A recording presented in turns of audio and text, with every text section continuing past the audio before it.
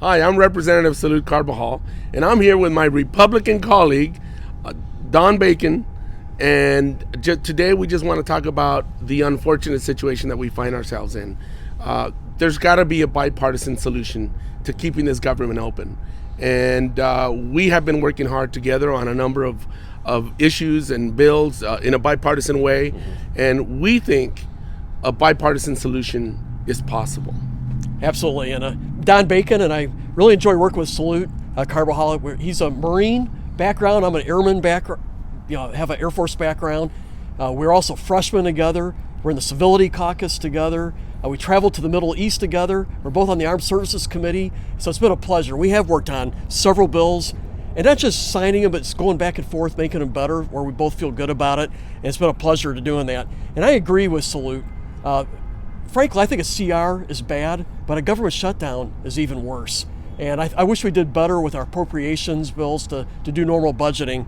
But when we have a government shutdown, our military will likely not get paid. Those are some proposals to change that. Our federal employees won't get paid. Those who are lost in action in the Middle East, their families don't get those benefits until government reopens. So we owe better. And we have a chance to get CHIP done. That is very much needed. So that is something we can say that we've gotten done together. When it comes to DACA, I firmly believe that if we were sitting down together and we could find a compromise that secures our border, does immigration reform, and finds a permanent fix for DACA, and I think folks like you and I could sit down and get that done, and we got to be able to do that. And we've been sitting down. Absolutely. And we have some concepts to achieve this solution. We do need a DACA fix, and we need it right away. We need CHIP. We need to fund our military. And we could do this as we have done on so many other things, you and I, Don. And that's why, I served in local government for many years. And one of the most important things that I really appreciated about my service was being able to work across the aisle. And I appreciate the fact that there are some members here, both Democrats and Republicans, like Don and I, that are willing to work across the aisle to try to find common ground solutions to move our government forward and to find solutions to the many challenges our country are facing.